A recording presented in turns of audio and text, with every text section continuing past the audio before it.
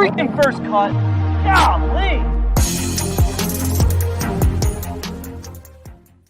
Welcome to the First Cut Podcast. I'm Rick Gehman, and this is your hybrid episode, a Cognizant recap, a DFS preview for this week's Arnold Palmer Invitational. And joining me to break it all down, it's Greg DuCharme. Hey, Greg. Rick, quite a week, and it extended a long week here on the PGA Tour with a nice Monday finish today. And there was some great play out there between yesterday and today. A little bit of overtime, a Monday finish. So let's jump right into that, because if you're watching live, it's Monday afternoon. So we had the conclusion of the Cognizant this morning. And then, of course, we're rolling right into Arnold Palmer Invitational week. But let's look back quickly, Greg, before we look forward. It ended up being a 3-shot victory for Austin Eckroat, who went 65, 67, 68, 67. And it didn't always look like it was going to be his. More on that in just 1 second. But he really was stoic coming down the stretch. He made the bear trap look more like a cub track. And it was an impressive Monday to get this thing closed out. Austin Eckroat was just phenomenal. And look, this is a player on the PGA Tour in his second year who has excelled at every level of golf. I mean, he was at Oklahoma State, was a 4-time All-American. And so he doesn't have the name recognition right now on the PGA Tour, but this guy can flat out play. You know, I was looking at this too, and I talked to Patrick about it heading into the final round. I was looking at what he's done, like his rookie year on the PGA Tour last year. He had 4 top 10s, including the fall. And I mean, just listen to some of these weekend scores, Rick. At the Corrales Punta Cana Championship, he came in 5th, 66-68 over the weekend. The AT&T Byron Nelson, where he had a share of the lead through 54 holes, finished tied second. He shot 63-65 over the weekend. The U.S. Open, he finished tied 10th, 73-65 over the weekend. The RSM Classic, 66-65 over the weekend, and 66-67 at PGA National now. I mean, that is phenomenal. And while he hasn't put himself in the mix a lot yet, he's proven that when he does, he's not afraid. Regardless of what the scoring condition is or what he, has gained strokes wise in those tournaments, to shoot those scores, you got to play some golf under pressure. This was his 50th career PGA Tour start, which seemed like he has played a lot more. I don't know, Greg, if that's just because, we see his name for DFS purposes every single week, or he often gets lumped into the Victor Hovland, Matt Wolff, like that national championship team at Oklahoma State. So it's just, I feel like I've thought about Austin Eckroat for a lot longer than the equivalent of 50 PGA Tour starts. I mean, that's nothing. He's a baby out here. Yeah. I mean, this is his second season, and it's March. It's early in March. It might have been February when this tournament started. So, I mean, it's a big accomplishment. It's a big deal. And to be able to play the way he did, and this was not I know we're going to talk a little Jake Knapp, but this is not a Jake Knapp, I'm too nervous to handle this kind of situation today. This was, I'm going to go out here and win. I mean, you think about the he's got to sleep on a lead, right, heading into today. And he gets through 7 holes. By the way, yesterday he played great too. But I was looking at his proximities today on Monday. And in the first 9 holes that he played today, he played 11. But this is the area where he won. In the first 9 holes, he hit it inside of 15 feet on 6 approach shots. And the ones where he didn't was on 11, where he hit it past the water to 49 feet. He missed the green on 14 and made a birdie. And on 15, he hit it to 20 feet, 19 feet, actually. So everything else, it's 9 feet, 12 feet, 6 feet, 6 feet, 7 feet, 11 feet. I mean, he hit his irons right at the flag all day, almost regardless of the trouble that was around there. So he took advantage of some easy conditions, and he just excelled. He put the pressure on everybody else in the field. It was a weird final round, and that's the phrasing that I want to use, because there was a lot of golf played on Sunday morning, and then there was the weather stoppage. So there were some guys who had played their entirety of their final round, and specifically the final group had not even teed off yet when that weather delay had started. The big mover was Erik van Rooyen, who made birdies on 6 straight out of the gate. He was 8 under through 10, and then the weather delay kind of stops all momentum. He comes back after that, doesn't play particularly well. He ends up shooting 35, which is 1 under on his second 9. He posts 14 under, and with what you were talking about, Greg, those scoring conditions, 14 under was unlikely to win this golf tournament very early in the day. Yes, he was hoping for some wind. That's for sure. It didn't get it, which was unfortunate. But boy, Erik van Rooyen is got to be proven to himself that he is legit, a real contender, and has this ability to go crazy for short period. Like in a sprint, this guy can just go. I mean, he shoots 28 here in Mexico. I think he shot 28 on the back on the last 9 to win. This is an ability that not everybody has on the PGA Tour, and it's really impressive. And he had it going with his iron play, had it going on the greens. I mean, in those first 6 holes, his longest birdie putt was 13 feet 6 inches, and that was on the par 3, or the par 5 rather, the par 5 third, where you're up around the green in 2. So it was just an unbelievable performance, kind of like Austin Eckroat. In that middle 9, everything was at the flag. The thing is, for EVR, in the first 6 holes, everything was just a little bit closer. He's making putts under 10 feet for birdie, just piling up the circles, moving his way up this leaderboard. And you have to think, if there was no weather delay, he was just going to keep on going.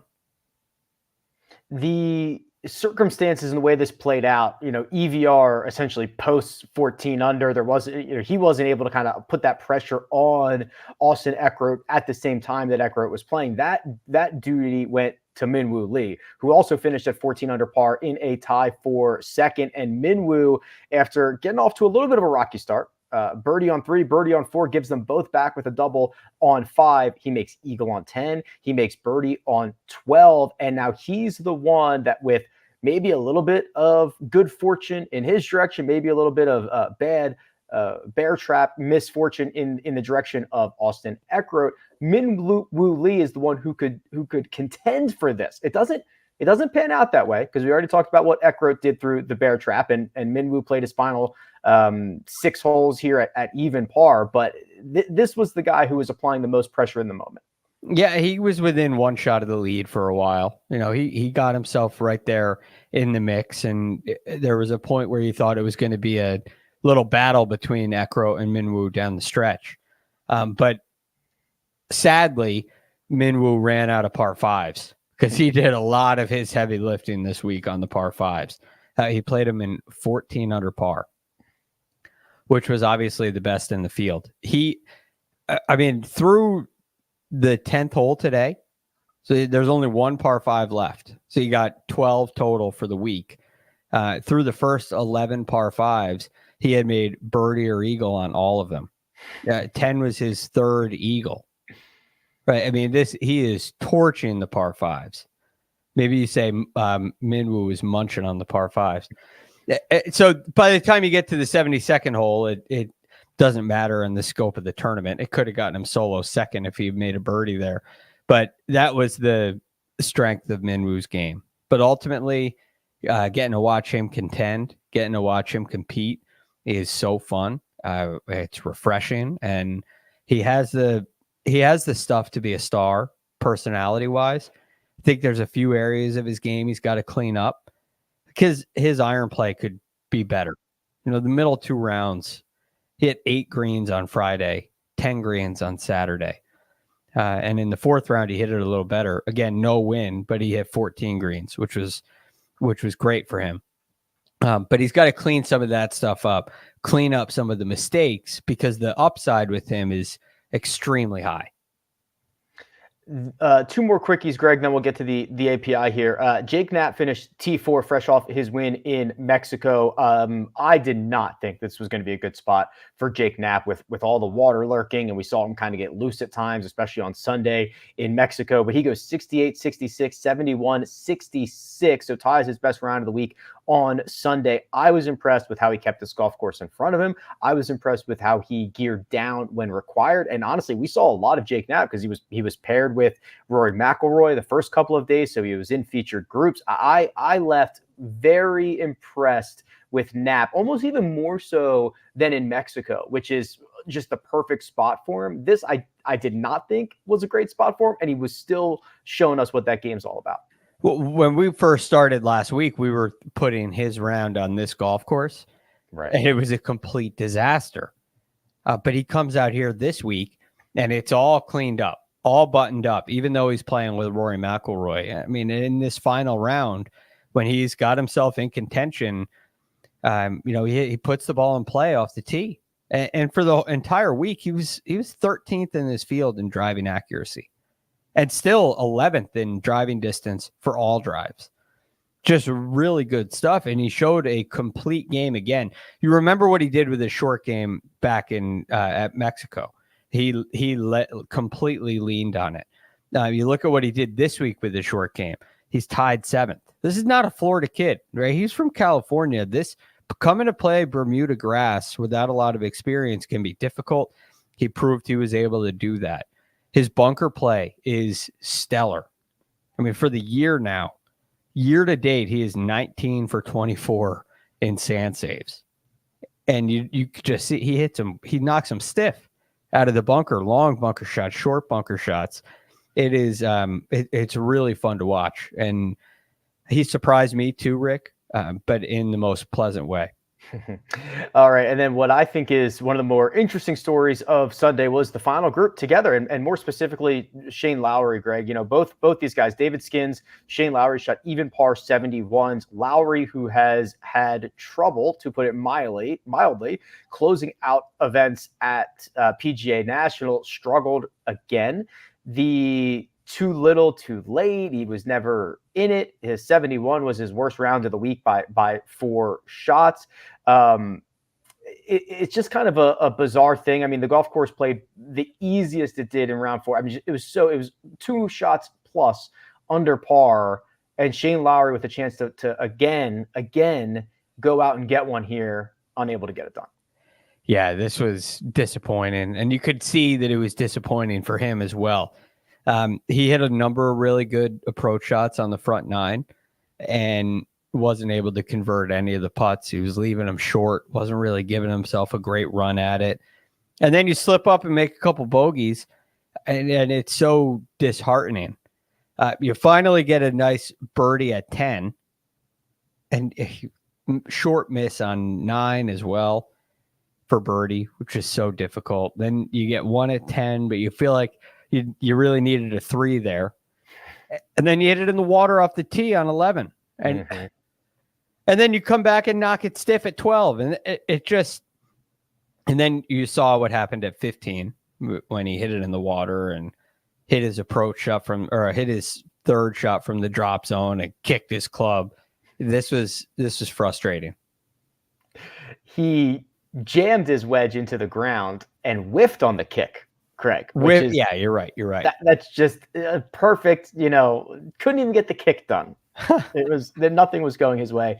He ends up making double on 15, and it is a T4 for Shane Lowry. So again, congratulations to Austin Eckroat, first-time winner on the PGA Tour in his 50th career start, 3-shot win over Eric Van Rooyen and Min-Woo Lee. Had a couple others lurking as well, like Cam Young, KH Lee. So setting up for a great week this week. We're going to turn our attention to the 4th signature event. We're going to go to Bay Hill. There's a lot of great history, a lot of great stats to look at, and we're going to cover that right after word from our partners.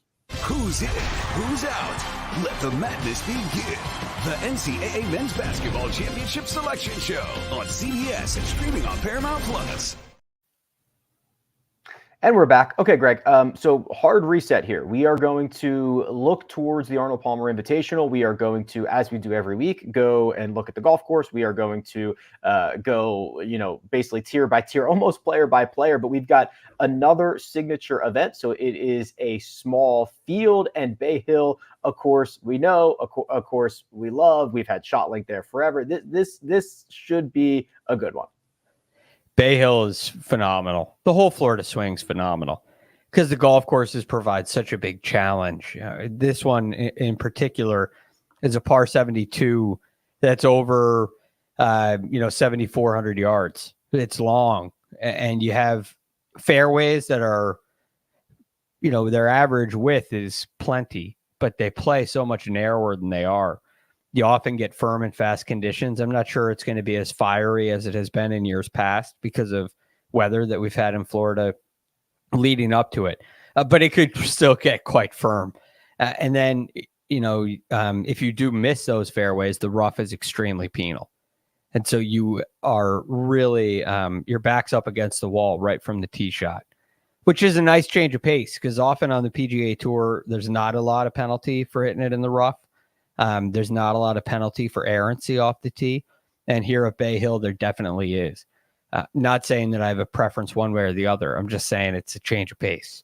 And it is. And Josh, if you want to share my screen, we'll start showing my website, rickrungood.com. We've got some data that we can use as some aids here along the way. And when you start running the models, Greg, just straight math, what stats are more correlated to success than other stats?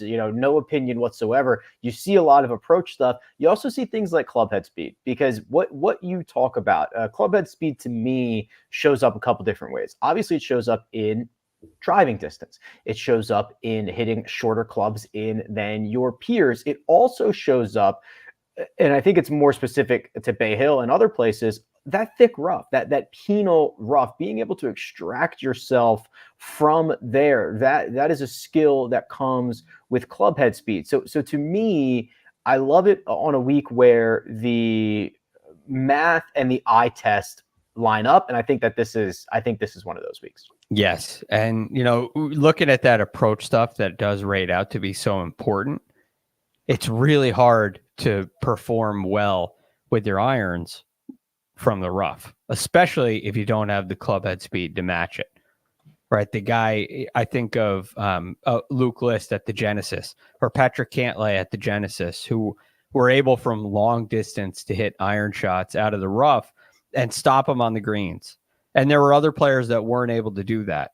So you do see a separation in ability, and much of that separation is in, one, ability with irons, and also club head speed is a huge part of it. Okay, let's start naming some of these names. We'll go to the cheat sheet here. We've got 3 golfers on DraftKings this week over $10,000. Scottie Scheffler, $11,300. Rory McIlroy, $10,600. Patrick Cantlay, who you just mentioned, is $10,000 even. Greg, there's probably not a lot of new information that we are going to divulge on Scottie Scheffler, Rory McIlroy, or Patrick Cantlay this week. They are who they are. They all some have smaller samples, some have larger, have all played well at Bay Hill. But we must start making decisions between these 3. How do we go about doing that? One thing that I was surprised to see is that Patrick Cantlay has only played here once. Yeah, last year. And it was a T4. So I first jump out of the gate, and his name doesn't come to the front of my mind as a Bay Hill guy because he's only played here once. Scottie Scheffler and Rory McIlroy are defending champions, so they obviously make a ton of sense. Patrick Cantlay also may not be known as the kind of driver that Scottie and Rory are, but he has an ability to do what's needed to be done on the golf course, and he can put the ball in the fairway when he needs to. He has plenty of club head speed to handle rough, and I think you can see him even putt pretty well around here. So I'm intrigued by Patrick Cantlay. Very curious in this range as to what the ownership will look like, because other than that, it's just so hard for me to get off of Scottie Scheffler. I have a How hard time how with much are you taking into account? There was a question in the chat about this as well. How much are you considering course history? Now, there's a lot of guys, not just these three, but there are other guys as we go down the list that have pretty darn good history. I think this skews pretty sticky. What is your opinion on that year-over-year performance? Yeah, it is definitely, again, depending on a couple other things, it's definitely on my radar big time. And it will sway a couple of things. For instance, Scottie Scheffler, with all of his struggles on the greens. I have a general philosophy that when you get to Florida, ball strikers rise up. Their putting improves because the greens get a little flatter. There's a little less break to them. And I know they're so fast. And they can be tough, but it just seems like this can be a week where a great ball striker has the great putting performance. And that's not true everywhere on like that. It's not true on the Poana, right? I look a lot more to short game and putting when you get onto those kind of surfaces than here. So, yeah, I'm looking at course history for sure because there are some good ball strikers that have struggled here as well. And I'm probably going to stay away from them. I'm just kind of circling through, some of the histories around here. The Rory McIlroy Bay Hill history is some of the best for any player at any golf course. You can see here it is 1, 2, 3, 4, 5, 6, 7 straight top 15s. That includes a win. His worst finish was a T27 in 2016. This is nearly as good as it gets, Greg. And you now have to look at that with what could only be described as subpar play over his last three. Now that's by McIlroy standards. T66 at Pebble Beach, T24 at Riviera, T21 at PGA National. How do we reconcile struggles, quote, again, I'm quoting, struggles coming in with that amount of elite performance? Two things that I'm cautious about. One, every tournament he's played in this year has been marked by a big mistake. Plenty of opportunities at Bay Hill for a big mistake. That worries me. He was ice cold on the greens at the Honda. That worries me, although a whole lot less. This was the event in 2018 where he gained like 10 strokes putting. Yeah. But he started working with Brad Faxon, and that thing kind of took off, and they're still working together. And Fax says they're not working on anything because he's putting well. So I would not be surprised to see an adjustment out of Rory. The one thing I worry about is just these big numbers that keep seeming to pop up. But is that worry bigger than the worry for Scottie and the putter? Like, who do you think, Rick, has more win equity between those two? Right. It's a crazy question. My gut says Rory wins more, but I think that Scottie top 10s more, which is weird. So to put it this way, the Scottie thing is, I mean, listen, we spent so much oxygen on it. It's crazy. I get it. He was objectively bad at Riviera. He lost strokes on approach for I think the first or second time in 19 months. He lost another 4 strokes putting. It was the 4th best field that we've seen, and he still finished T10. Like, that's got to be as bad as it gets, right? But now he's been unable to cross the finish line. Rory, when he gets in it, seems to be a better closer. I just don't think he has gotten into it as frequently as Scottie has as of late. Yeah. And that's why it's so hard for me to stay off of Scottie, because he's going to be in it. You know that. And I expect an uptick in putting performance from him. So I lean Scottie over Rory. But I guess before we move on, you got to click a button, Rick. Are you like 50-50 split in a big contest? Are you leaning Scottie or Rory? Where are you? I would lean Scottie here. I would be about, like, if you made me, so if you said, okay, Rick, you're going to play 1,000 lineups and you have to be, 60, you have to have one of these guys in each one of them. I would probably get Scottie into 60 and get Rory into 40 of them. Okay, so you'd have 900 left. I get your point. I get your point. I'm just teasing you. Yeah, I mean it's they're that expensive for a reason. The 9K range here is Hovland at 99, Xander Schauffele at 98, Ludwig Oberg at 95, Jordan Spieth at 94. Then we rounded out with Burns, that's Sam at 9,300, Max Homa 9,200, Colin Morikawa at 91, and Justin Thomas at $9,000 flat. Again, Greg, some pretty decent history in here. These are much more palatable, and you could conceivably play a couple of these guys. Yes, and they're good enough to start your lineup here. If you are concerned enough about Scottie and Rory and you don't want to play Cantlay for whatever reason, you could start a lineup here easily. So I think the first place to go, this feels like the next guy to end up with a great history at Bay Hill, and it's Ludwig. Right? I'm not sure how you stay away from this guy on this golf course. He does have one start here. It's a T24 finish.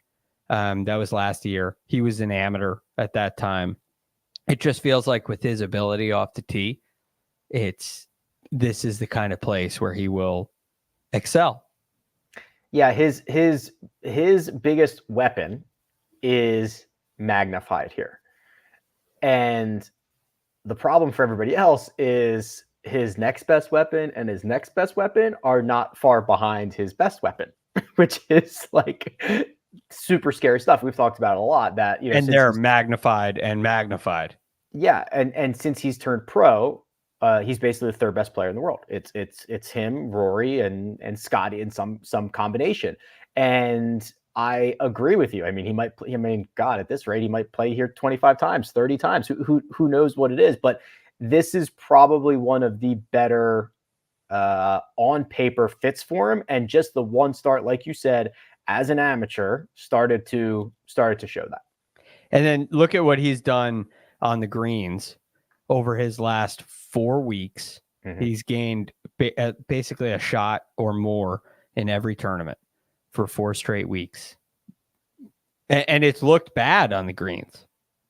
Yeah, remember how many round recaps have we gone through and said Ludwig missed another 2-foot 11-inch putt today? Yeah. And I am convinced that is Poana when I watch him. I think that's a product, which is why I believe you see the strokes gain numbers the way they are. It's a product of Poana, in my opinion. Coming here to the Bermuda, I think you see an uptick there for him as well. So he's my first choice in this range, as strange as it sounds. But I think our beautiful boy is also very much in the conversation here. Been quiet so far, but it feels like this is a week where he kind of comes out of hibernation.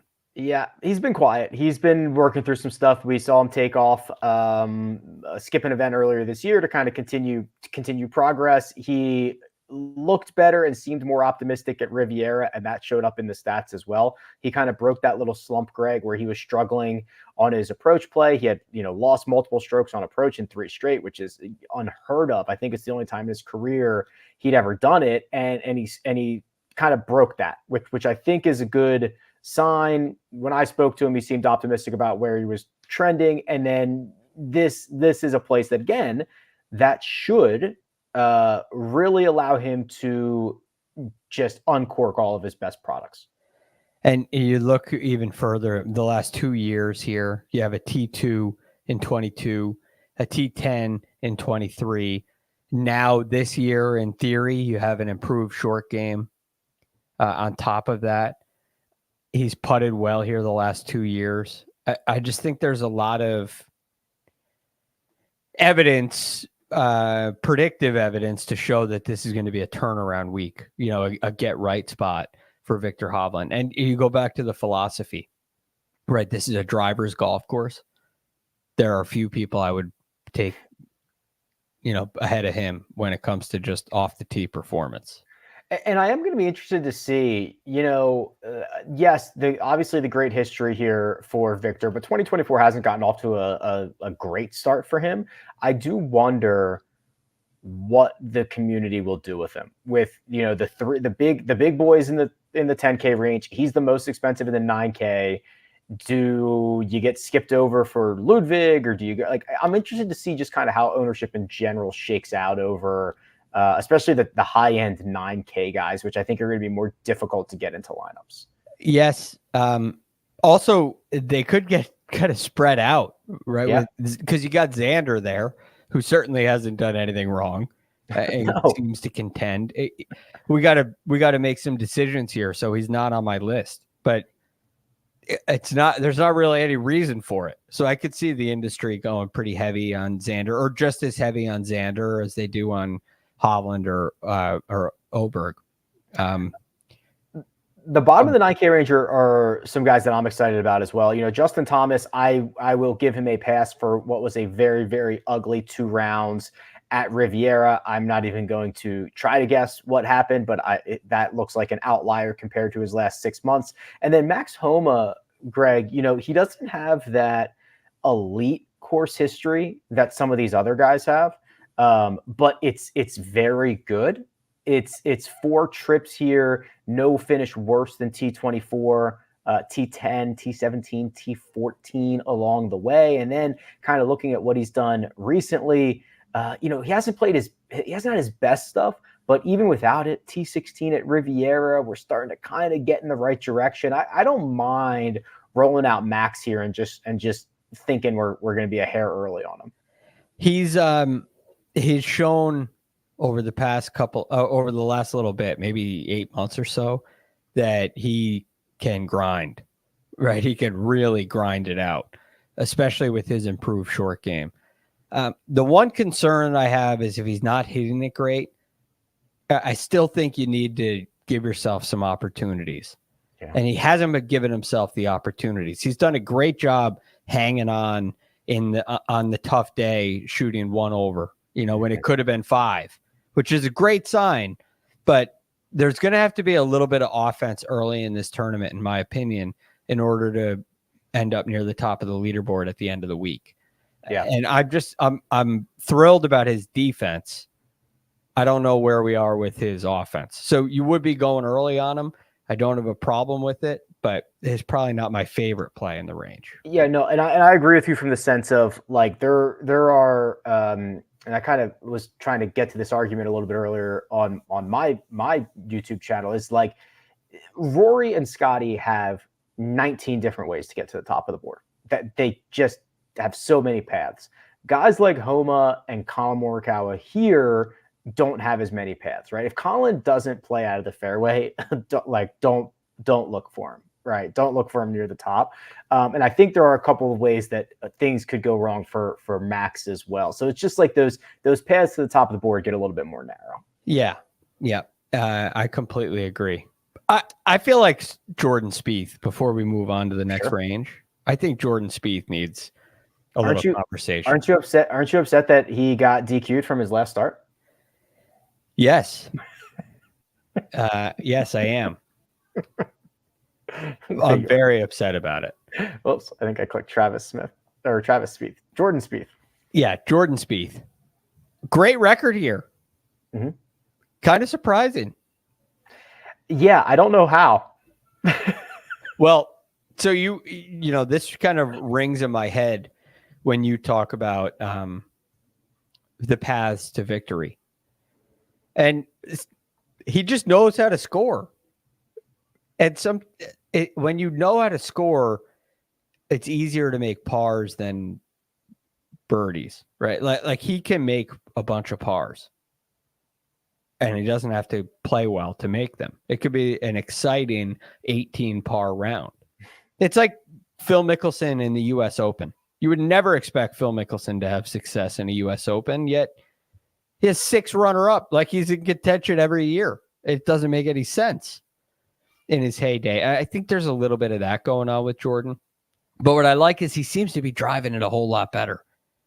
And that could be a really good sign for Jordan here at Bay Hill.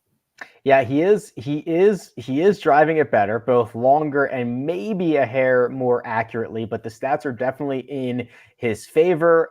We were obviously joking around about the DQ. That was. Correct me if I'm wrong, Greg. That was Friday night, so he played 2 rounds, and Correct. he was T20 going into the weekend. I mean, think about if he just moves up the leaderboard, finishes T9, and has the back-to-back 4th place finishes in his 2 trips here, how much we would be foaming at the mouth about Jordan Spieth this week. Yeah, I guess you're right. I understand your point now. It helps with the pricing significantly. But he was much closer to he fell apart on Friday afternoon to end up T20. It was looking much better than that for much of that day. I think there's a little magic in the hat for Jordan this week. A little magic in the hat. I like that. Okay, well, we are going to continue this conversation. We're back to the regular type of pricing. So we're only going down to that 6K range. So what we'll do is we'll hit the 8s, the 7s, and the 6s, see if we can find some value in this field. But first, we're going to take a quick break and hear a word from our partners. Well, you need your sports news anywhere? We've got breaking news to bring you. Then get your sports anytime you want them. Big trade news overnight to discuss. Because we know you need sports all the time. A lot of movement in the rankings this week. A legend adds to their legacy. We're bringing you that breaking news right here on HQ. CBS Sports HQ, anywhere, anytime, all the time. And we're back. The 8K range, Greg, plenty of big names. Will Zalatoris at 8,900. Tommy Fleetwood, Cameron Young, not Carson, Matt Fitzpatrick, Wyndham Clark, and then the bottom of that range, Hideki Matsuyama, fresh off his victory, Tom Kim, Jason Day, Sahith Theegala, Russell Henley, and Sung Jae Im. What are we doing here? This is a tough one because there's a lot of really good options, right? So hard to kind of decipher your way through. My 3 favorites, Will Zalatoris, Cam Young, and surprisingly, Sahith Theegala. Wow. Okay. Well, we definitely so 1 and 2, Zalatoris, Cam Young. I am with you wholeheartedly. So we'll circle back on those. I would like to be sold on Sahith here. Let's talk about him. All right. I think you're seeing a guy that can handle more difficult golf courses a little better than he used to be able to. I think he's gotten a lot more consistent off the tee. I think he has enough speed. I think he has enough ability coming out of the rough. And you're starting to see some routine high finishes. Also, if you look at his record here, he finished T14 here last year. And the short game was something that kind of suffered, something that cost him. But his short game is really quite good when you watch it. Regardless of what the statistics say, the guy can get up and down from anywhere. And so this is a little bit of a reach as far as, what his recent form has looked like and what his style looks like. But I'm wondering if this is a Jordan Spieth kind of situation where it's not a great fit, but it works for him. And I think it will. I don't have anything to add because I never get him right. And I see a golfer who has a lot more top 20s, a lot more high-end finishes. I'm talking 5th or better. And a guy who, to your point, Greg, has indeed definitely gotten more consistent. I'm not sure what a good Sahith course is anymore because I think that when he's playing well, he's in contention. And when he's not, he's not. And I'm not sure course matters as much anymore. It could be a really good point, right? His game is good enough to compete anywhere, but it doesn't always compete everywhere. Right. Sometimes he just doesn't have it. And it doesn't matter if it's the best course in the world for him or not. Right. And sometimes he does.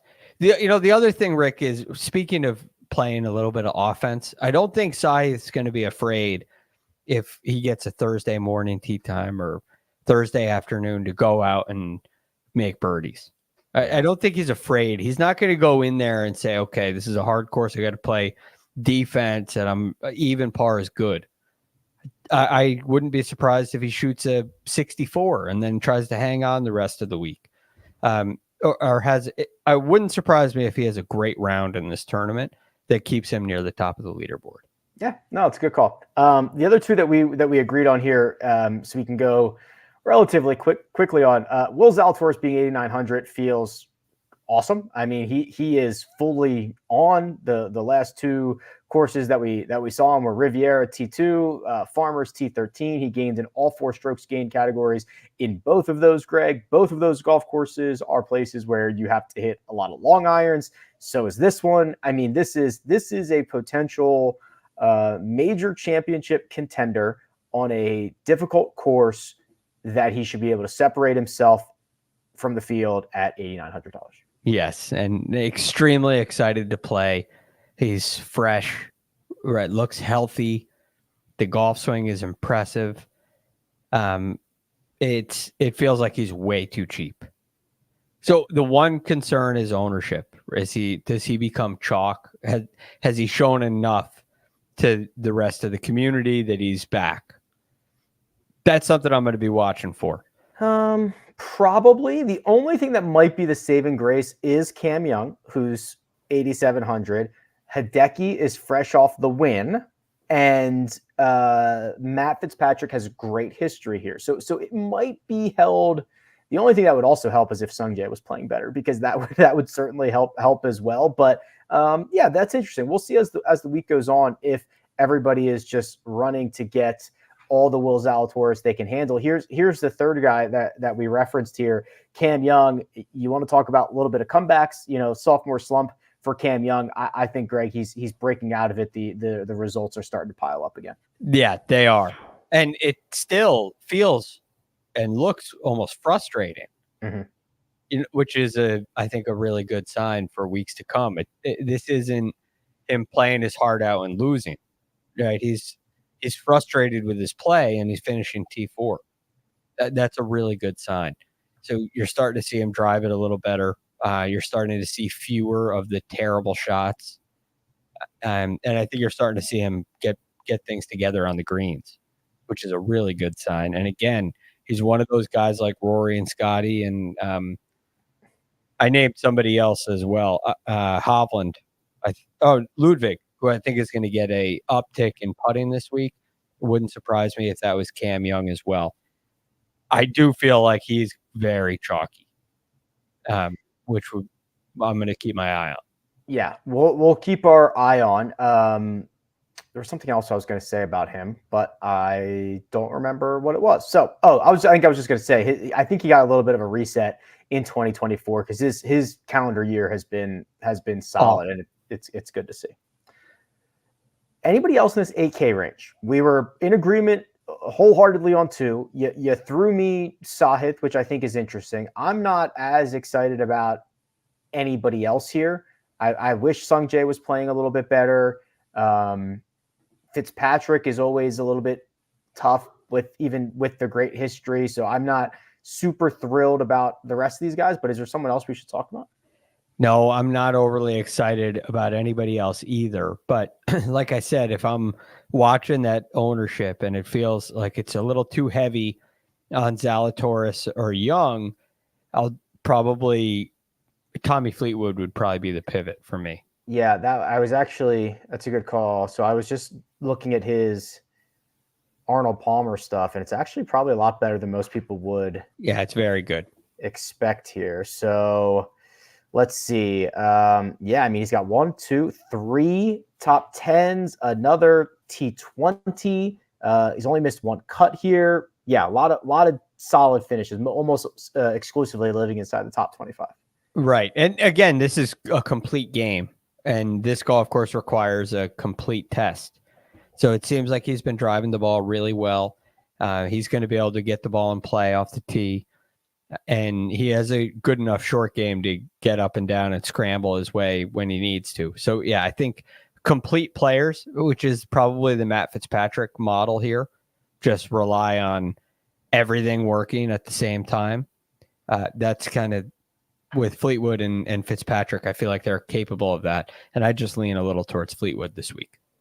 The 7K range, that's JT Poston, Matthew Pavon at the top, the middle. Adam Scott, Shane Lowry. The bottom of that range, Christian Bezuidenhout, Luke List, with plenty of options in between, Greg. So where are we spending our funds here? I wrote down so many names in this range. Me too. Right? Like I almost want to make a lineup just in the 7K range. Well, I'll tell you what. So 7 times 6 is what, 42-ish, Yep. but get a couple $75, $100 guy, you're up to 43, 44. The optimal lineups the last couple of weeks have been no more than $47,000. You might be able to just hit the stone optimal lock by living in this 7K range. If I read you this lineup based on you are brand new to the PGA Tour this year. Okay. You just tuned it. You just found out what it is this year. You know nothing about it. But you've watched every event this year. And I said, all right, we're going to have Matthew Pavone, Chris Kirk, Ben On, Jake Knapp, Adam Scott, and Luke List in my lineup. It'd be a rock star lineup. You'd be like, wow, that's like 1 through 6 of the FedEx Cup standings. This is amazing. Yes. Incredible. And you might not be wrong. And all of those guys to me are extremely playable. And I want to get I feel like I'm crazy, but I want to get as many of them in as I can. Yeah, Matthew Pavone is so underrated. Yes. This goes back to, so his 5 starts on the PGA Tour include a win, a third, a 7th, and kind of he was in it at PGA National until like a couple of bad holes late and finished T28. Then you go back into his DP World Tour stuff. You get even more top 10s. This again, I might have said this last week. There is a timeline in which Pavone wins the Pebble Beach Pro-Am, has a couple of things go right. He's a couple swings away from having an unreal year, and it's already been phenomenal. Yes, and he could add more to it this year. I mean, you don't think of him as long enough to compete here. You may not. You may just have no idea. Right. But he's not going to do it the way Rory is going to do it. But at the same time, he won the Farmers Insurance Open this year. Correct. Which is a long, narrow golf course with thick rough. And he won there. So he's absolutely capable. And I haven't seen any dip in form at all. I think every area of his game is rock solid. He loses strokes around the green, but he gets everything up and down. So I'm not concerned about any part of his game. I'm all in on Pavone again this week. We mentioned Jake Knapp in the quick Cognizant recap that we did. His stat line from Mexico and Cognizant are almost identical. He was a little better ball striker in Mexico, a little better putter. That's it. I mean, this is, and also it's like the same thing he did at Farmer. Is Jake Knapp super legit? Yeah. But like super PGA Tour legit. Yes. He's PGA Tour legit. This doesn't look like, I mean, are you blinded by the tempo? Maybe. But this doesn't look like it's a hard or extraordinary thing. You watch David Skins last week, and he's playing great. It feels like everything is going right. Yeah. With Jake Knapp, it doesn't. It's like Cam Young. You feel like, wow, that could have been a whole lot better.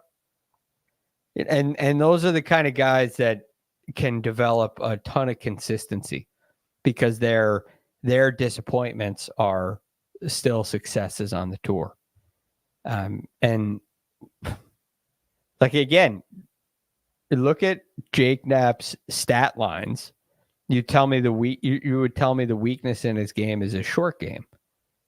I would tell you that the strength of his game is his short game. It's incredible. Fairway lies on Bermuda. Fairway lies on maybe in Mexico. What was that? The Pass Palom. Maybe it was a little easy. But he comes and does the same thing in on the Bermuda greens at PGA National. Some really sticky, tough stuff. He knows how to do it. He's legit. This game will travel. Yeah, I've been just so impressed with what he's been able to do. He's $7,600 this week. I'm just mostly buying Adam Scott from now through the Masters, and I'm just gonna see what happens. He's been playing great golf, Greg. We're gonna get a run of decent spots for him coming up here. So the next month or so is Adam Scott month. I'm happy to roll with that. Especially here, he has cleaned up the driver big time. From the last couple of years, it's been a little shaky, and Adam Scott seems to be back to the Adam Scott of old with the driver, and you can add a putter that's not a problem anymore. Could argue it's a strength. So, yeah, Adam Scott, I'm writing his name down every week, too. Where else do you want to go? We've got a defending champion, Kurt Kitayama, who hasn't played as well recently. We've got Eric Cole, who was the highest zones golfer last week and missed the cut. Where else can we go here in the sevens? I think I want to go down a little bit. There are two guys, not Kitayama, but between Luke List and Harris English, those two guys, I really like both of them. I'm not sure where to go. My guess is English probably has a little more value, and you pay for it as well. English has been interesting, seemingly healthy again. And his 2024, I'll just read them all to you. T14, T10, T64, that was Farmers, 76, that was Pebble Beach, that was the 3 rounds. Then he goes to Phoenix and finishes T17, 7th at Riviera. We have talked about when he's at his best, it's this well-rounded, plays better on difficult golf courses. His last 3 trips to Bay Hill, runner-up, 26th, 9th. I think I really like this. Yeah, this is healthy Harris, right? Now, so I'm all in on that. It seems like there are a couple of guys on golf courses like this that you can comfortably like auto lock, and they're likely underpriced. And it's the two guys to me are Will Zalatoris and Harris English. Their games, more than anybody else in these fields, their games rise as the golf course gets difficult. Scottie and Rory, their games are just always at that level. So there's not the rise, but these guys seem to just completely step up. So I'm with you. Harris is a really strong play at 7,300. Here's the Luke List profile, just so we can put a bow on that as well. Great driver, played great at Riviera, ended up finishing T2 there. We've seen him find success not only at Riv, but at Farmers in the past, which is another golf course kind of asks you some similar questions as this week. If you're talking about club head speed, Greg, if you're talking about the bad putters getting a little bit better on flat Bermuda, that's kind of the profile here. Yeah. And I'm thinking again of what he did out of the rough at Genesis. And I'm just like, this guy was unbelievable out of the rough from 220. And I've loved what he's done on the greens. His course history has been bad the last 2 years, but the putting was unbelievably bad. And he played well here a couple times. He has a T7 and a T10 and putted well. T17 in his first ever start and putted well. So I think there's a lot of upside for Luke List, who seems to be underpriced to me this week.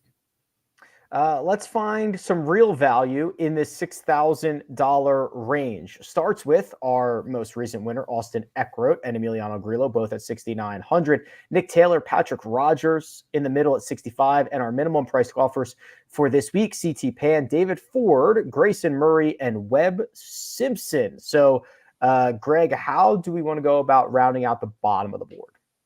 Why don't we go all the way to the bottom? I Okay. think there's a min price guy that you can play. Okay. You can definitely guess who. I mean, CT? Yeah. Okay. Yeah, I could go with CT Pan this week. I mean, he's gonna is his path just smash every single fairway, and then he'll generally be fine, and he's got a great game from there on in. Yeah, he's gonna have to just be hot off the tee, which is unlikely, because his driving has been really poor. But I do feel like his play has been better than min price. I mean, he finished third in Mexico and 28th last week. That alone is better than min price. And when you look at he played terrible in the last round. Shot even.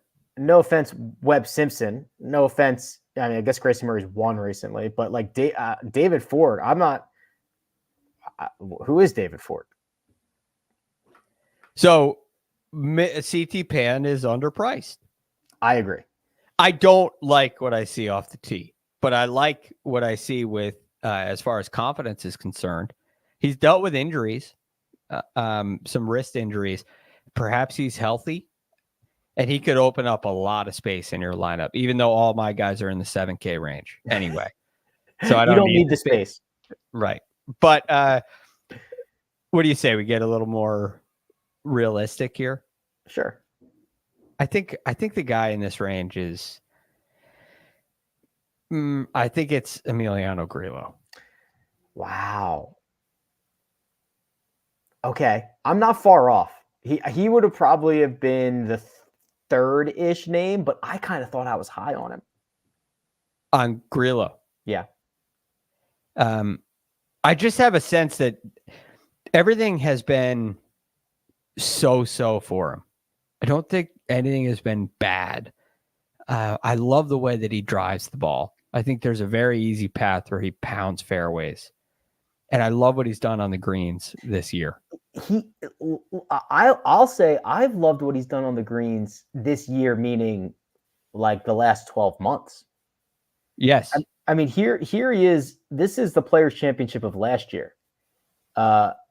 He has lost a handful of times. He had hit the little skids here, but this is, we can't even joke about him being team no putt anymore. I mean, he's genuinely a good putter.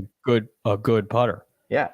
And I think that's a really good sign. And you look at what he's done. He's putted well here too. Although last year, okay, this was the thing. I was looking at this morning. Last year was the one that broke his brain. Last year, he lost 9 strokes putting. Yeah. And finished T39. I know. Yeah. So that's going to be a whole lot better. Did we find out that he was playing with like a bent putter or something? That was Keith Mitchell one year. Yes. I don't think that was Grillo. It was just bad putting. But he figured, what did he do after that? That's what broke his brain. So that after that, he hit rock bottom, and that's the moment. So since then, he has lost strokes putting like 5 times in the last year. I seriously like snapped his brain. He just hit rock bottom and said, He bounced off the rock right up to the top of the. Correct. Yeah, that's exactly right. So I love that. I love that upside, and I do believe in his driving ability, and general ball striking ability. His finishes have been rather, average, but I think his play has been better than that. I had him probably third for me. The other two are just probably less exciting because they're the guys that I think they got in because of their finishes last week. But if not, it's EVR, who's now gone runner-up and 8th in his last 2, and since his win in Mexico, he's played great. And then to have Minwoo Lee at $6,600 with the way that he drives it, coming off the runner-up finish last week, we already talked about these guys a little bit in the recap. They're just too low. They're just you're right. Now with I love Van Rooyen here. I love the way he's been playing. Minwoo still worries me a little bit. See his record here? Doesn't concern you? No, it does. But I mean, he's $6,600. He has some elite skill sets, and he has been he's been better. I'd have to pull this, but like major championships, signature events, kind of tougher fields, he's been a little bit better. Players last year. I just think it's too low. I can buy that. I don't love his game. I don't love the fit. Maybe, which could be wrong. But I like Van Rooyen. I think that makes a lot of sense. Yeah. So there's some decent names in here too. I mean, it's a signature event, right? So you've got Nick Taylor here. You've got Cam Davis here. So you could conceivably, I think it's pretty easy to make lineups this week, especially because of that 7K range that we talked about, the options that you have there. I haven't started building lineups yet, but I do not envision having much of an issue. No, well, there are issues, but it's not like just finding a reason to play somebody. It's the fading of guys that's really hard. And this is another one of the top 50 and ties plus anybody within 10 shots signature event, which I think is a fine combination. Yeah, we need a little cut. We need a little cut. Memorial will be the other one that does that, which makes sense. Okay, Greg, anything else before we get out of town? I love the Florida swing. Really looking forward to Bay Hill. I know we got a lot of action coming up this week, and I can't wait to be a part of it. There are 2 PGA Tour events. There's a Corn Ferry event. There is a European Tour event. Live is on. The Senior Tour is on. This is like a golf eclipse. You rarely get between those tours like 6 events or 7 events across 6 tours or whatever. No, I think it's six events across those 5 tours. That's hard to do. Total eclipse of the sun. Wouldn't have it any other way. Yeah, a lot of golf to watch. I know I'll be watching API all weekend, and I can't wait. Tuesday, we will be back for the First Cut Mega Preview Pod, where we'll do more storylines. We'll do our best bets, our one-and-done selections, round-by-round recaps, Thursday, Friday, Saturday, Sunday. We are going to rock and roll through Florida all week long, and then, hey, next week, too. For now, big thanks to producer Josh. Does all the hard work behind the scenes. That right there, Greg DuCharme. You can find him at The Real GFD, and you can find me at Rick Run Good. This has been The First Cut. We'll catch you next time.